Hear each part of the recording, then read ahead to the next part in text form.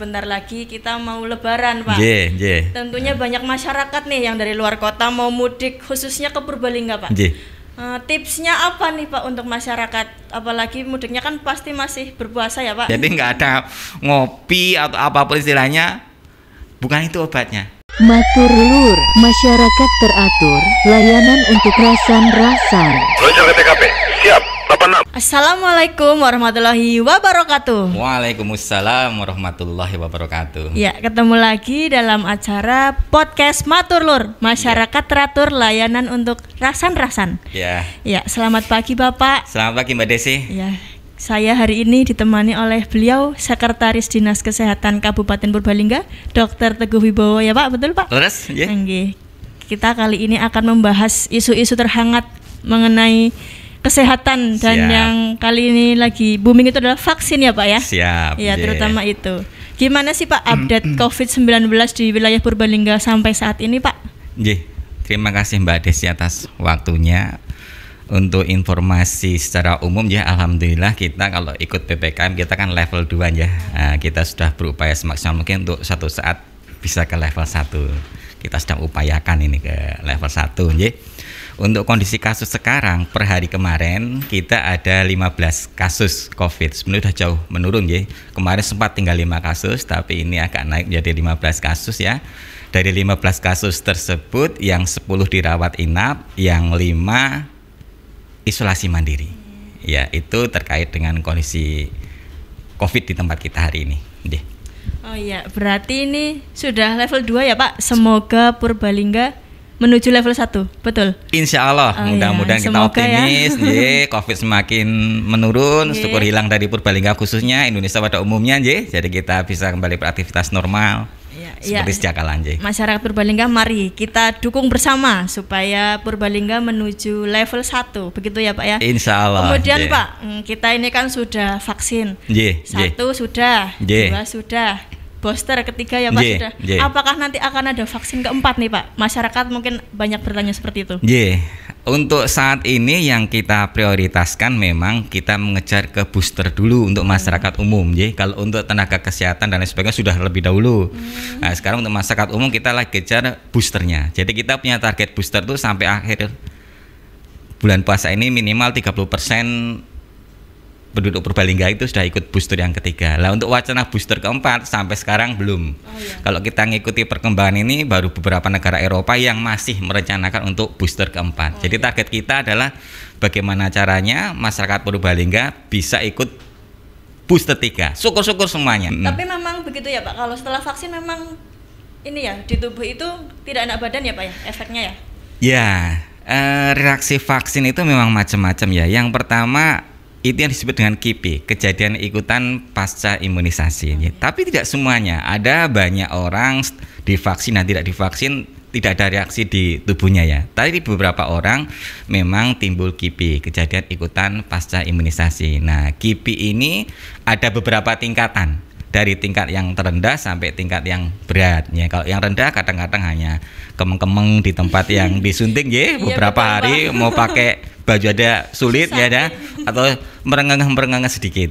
Cuma kalau yang berat biasanya sampai ke perawatan. Kalau alhamdulillah di Purbalingga sampai detik ini saya matur kita KIPI-nya ada KIPI yang ringan semuanya. Alhamdulillahnya yang ada KIPI adalah KIPI yang ringan semuanya. Itu sebenarnya hal wajar ya Pak kalau di tubuh ada reaksi seperti itu ya. Betul. Jadi masyarakat nggak perlu takut kalau vaksin itu. Sekarang harus sudah booster ya Pak. 1, 2, dan 3. Masyarakat nggak perlu takut. Begitu ya Pak ya. Betul. Kemudian Pak, vaksin itu kan dari kemarin itu dari anak umur 6 tahun ya Pak sampai dewasa sampai lansia. Terus bagaimana perlakuan untuk anak di bawah 6 tahun Pak? Terima kasih Mbak Desi. Memang program vaksin ini berkembang. Dulu yang pertama di atas 18 tahun.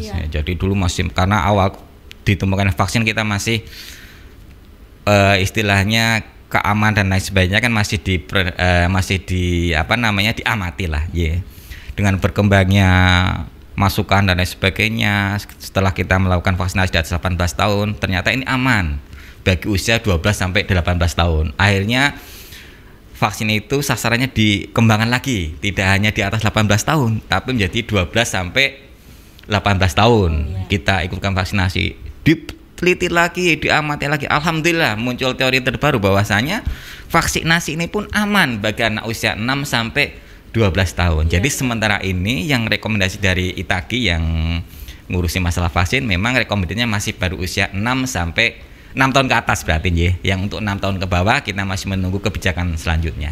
Nggih. Semoga ya Pak kedepannya ini adalah untuk anak-anak. Harapan kita seperti sebagaimana vaksin-vaksin yang lain kan dari bayi ya, dari bayi mereka sudah mendapat vaksinasi. Nggih.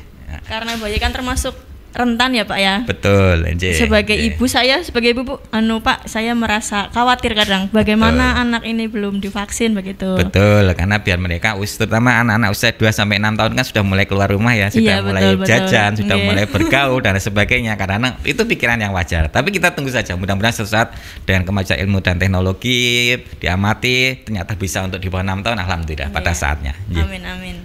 Ini ya Pak, kan kita sudah masuk bulan Ramadan ya Pak. Siap. Tentunya sebentar lagi kita mau Lebaran Pak. Tentunya Tentunya banyak masyarakat nih yang dari luar kota mau mudik, khususnya ke Purbalingga Pak. Tipsnya apa nih Pak untuk masyarakat? Apalagi mudiknya kan pasti masih berpuasa ya Pak. Tips mudik saat berpuasa. Gimana Pak? Terima kasih Mbak Desi. Yang pertama itu ada 2 menurut saya tuh. Doa dan ikhtiar. Itu jelas ya. Karena tiada daya dan kekuatan selain atas izin Allah ya. Jadi doa itu nomor 1 lah.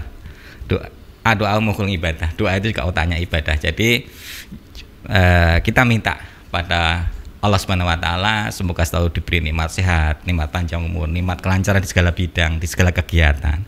Nomor 2-nya ikhtiar. Jadi nggak bisa Mbak Desi cuma berdoa tok tapi ikhtiarnya nggak ada ya kan? Betul.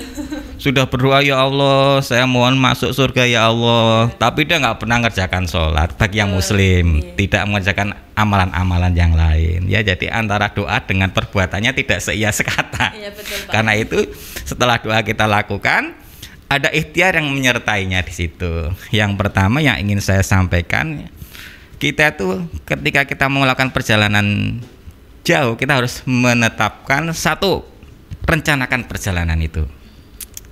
Dalam perencanaan itu kita harus melihat dengan sarana apa kita akan mudik. Ya, bisa pakai kendaraan umum, bisa pakai kendaraan pribadi bisa roda 2, mungkin ada yang roda 3 karena ada budget sampai ke Purbalingga juga. Kemudian bisa pakai kendaraan-kendaraan yang lain. Jadi itu harus kita petakan dulu. Kemudian tujuannya dari mana ke mana, karena kita akan melihat lama perjalanannya. Karena ini kan di masa Ramadan ya kan, puasa kan, lama perjalanannya berapa, dan yang terakhir rute yang akan kita tempuh. Karena dari Satlantas kan juga sering kita dapat selebaran ya, ini ada rute-rute alternatif, ada jalur utama dan sebagainya. Kita harus cari mana rute yang paling aman bagi kita. Itu satu. Jadi kita jauh-jauh hari tentukan dulu, rencanakan dulu perjalanan kita. Yang nomor 2-nya adalah jaga stamina. Jaga stamina ini di dalam rangka kita mau pulang mudik sebetulnya seperti persiapan haji. Upayakan ya jangan besok mau pulang baru sekarang persiapan. Jauh-jauh kita sudah mengatur dengan cara istirahat yang cukup, kemudian walaupun kita berpuasa tapi asupan gizi kita juga dicukupi, asupan cairan kita cukupi, sehingga pada saat kita akan mudik kondisi kita dalam kondisi yang insya Allah fit apapun sarana yang kita pakai. Kemudian yang nomor 3-nya asupan nutrisi sama asupan cairan pada saat kita akan berangkat. Jadi pada saat akan kita berangkat kita cukupi dulu. Kalau kita mau berangkatnya habis buka ya kita minumannya dicukupi, makanannya dicukupi. Kemudian yang ketiga, syukur kalau pas sahur mau ditambah suplemen boleh. Suplemen pakai vitamin C ya, yang umum yang daya tahan tubuh vitamin C yang ada zinknya lebih bagus ya, itu lebih bagus. Kemudian yang nomor 4, upayakan perjalanan malam. Kenapa perjalanan malam? Itu pertanyaan ya, padahal malam waktu yang ngantuk ya. Betul, saatnya orang pada istirahat. Betul, ada nomor istirahat. Ada beberapa alasan yang logis kenapa kita upayakan perjalanan malam. Yang pertama paparan sinar matahari. kita berasumsi bahwasannya ketika kita pulang pun mungkin kita masih dalam kondisi siam, dalam kondisi kita tetap berpuasa. Di mana dalam kondisi paparan matahari yang terik, lalu lintas yang macet, otomatis akan meningkatkan dehidrasi kita, ya kan? Iya betul Pak. Ya, energi kita menjadi lebih cepat terkuras. Karena itu kita sarankan dengan kita malam hari suasananya lebih redup, suasananya lebih adem, sehingga kalau adem pikiran kita menjadi tidak terlalu emosian, betul, ya kan? Betul, energinya tidak habis untuk ngurusi emosi.